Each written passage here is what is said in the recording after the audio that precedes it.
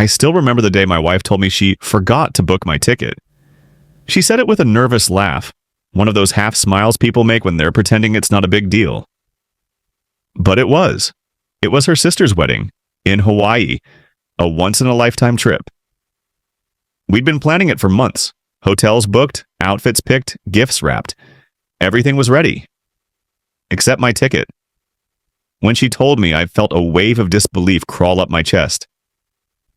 "How do you forget something like that?" I asked. She shrugged, avoided eye contact, and said, "You know how stressed I've been lately." I thought I did it. Then she kissed me on the cheek and said, "It's fine, babe. It's just one trip." Just one trip. I remember standing at the airport helping her load her luggage into the car. She looked stunning that morning. Long white sundress, hair tied loosely, sunglasses hiding her eyes. The same woman I married 7 years ago. The same woman who now felt like a stranger. When she hugged me goodbye, I felt her body tense for a second. And in that second, something inside me broke. Because when someone you love lies to you, your body knows before your mind does. For days, I tried to convince myself it was nothing. Maybe she really did forget. Maybe I was just paranoid. But then, on the second night she was gone, I noticed something strange. Her location was off on her phone. She never did that.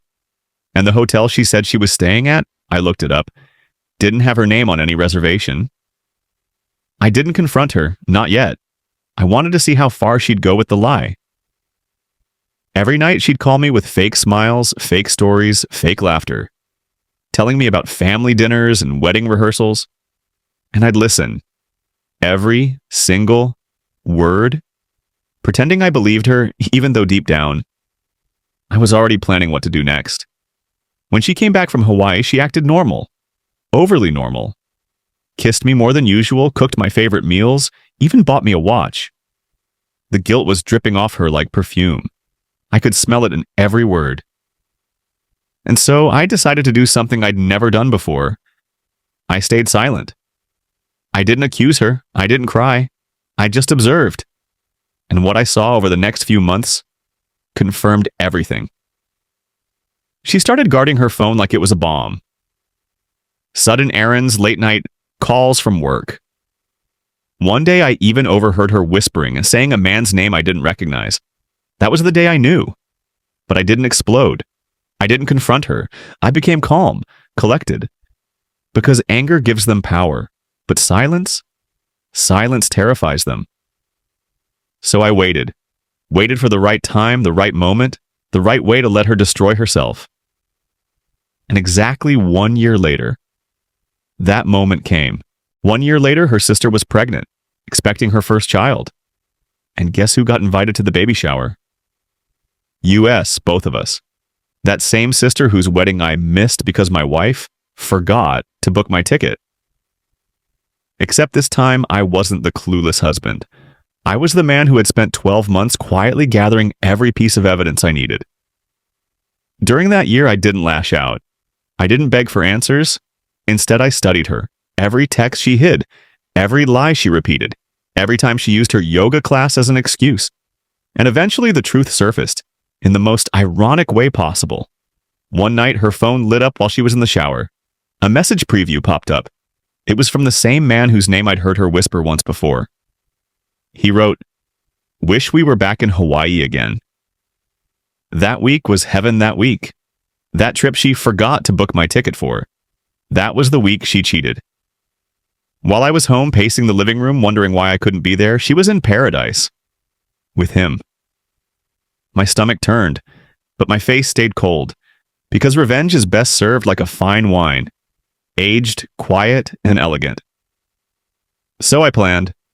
Slowly, every password of hers, I already had it. Every secret message. Backed up to the cloud. Every photo, every call log, every video. I built a digital mirror of her lies. And I waited for the perfect day to show her that mirror. That day came at her sister's baby shower.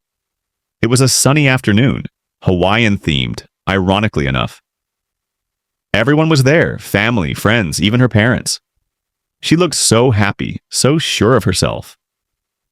I waited until she walked up to me, smiling, trying to play the role of the perfect wife. That's when I handed her a small envelope. She opened it and her smile vanished instantly. Inside were printed screenshots of her texts, photos from that week in Hawaii. And at the very top, the message that started it all. Can't believe he actually thinks you forgot to book his ticket. Her face drained of color. The room went silent. Her mother saw it first, then her sister, then everyone else. I didn't say a word. I didn't need to.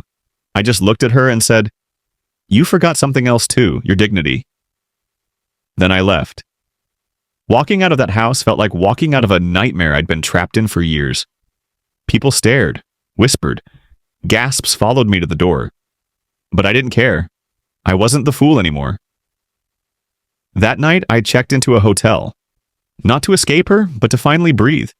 To finally feel what peace tastes like when it's not laced with lies. And as I sat on the balcony looking at the city lights, I realized something. Sometimes the best revenge isn't destroying them. It's showing them silently how easily they destroyed themselves. She called me 37 times that night. Texted me paragraphs that swung from begging to blaming, from "I made a mistake" to "You ruined my life." But I didn't answer because I'd spent too many nights trying to understand a woman who only understood herself when she was being desired by someone else.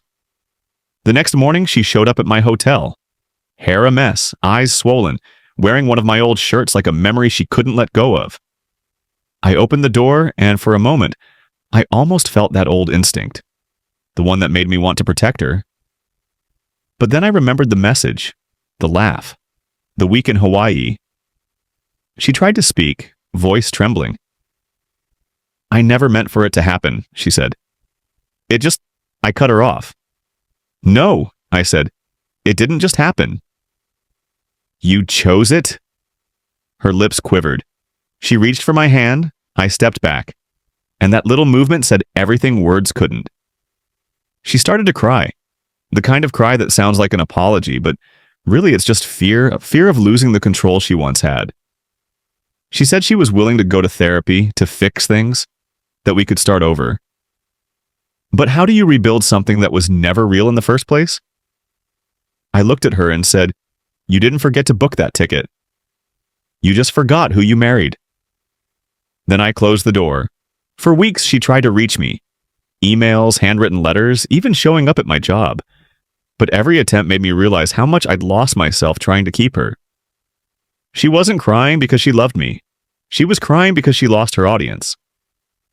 So I disappeared, changed my number, moved to a new apartment across town, started running again in the mornings just to feel my lungs work for something other than heartbreak. Started cooking for one and found it wasn't as lonely as I thought. And when the silence hit at night, I didn't fight it anymore. I let it stay. Because sometimes peace doesn't feel like fireworks. It feels like nothing. Months later, I got a message from her sister. She said my ex had moved in with that same man from Hawaii. And guess what? He'd cheated on her too. I didn't laugh. I didn't smile. I just sat there staring at the message, feeling something deeper than satisfaction. Closure. Because karma doesn't need to be loud. It whispers in timing. Now, whenever I see a plane take off, I think back to that forgotten ticket. And I smile. Because maybe she thought she left me behind that year. But really, that was the year I finally took flight. Sometimes I think about that flight I never took. The ocean I never saw. The photo she probably took with him, smiling under the same sun that was supposed to shine on us. And I realize she didn't forget to book my ticket. She just made sure I wouldn't see the moment she threw our marriage away. But fate's funny like that. She tried to leave me on the ground. And somehow that's exactly what helped me rise. Because when someone betrays you that deeply, you don't fall apart. You wake up. You see the truth not as punishment, but as liberation. You stop chasing closure from the person who broke you and start becoming the person you were always meant to be before they did. So if you ever find yourself standing where I once stood, empty, angry, confused, remember this. Sometimes the greatest journey of your life starts with the trip they never let you take.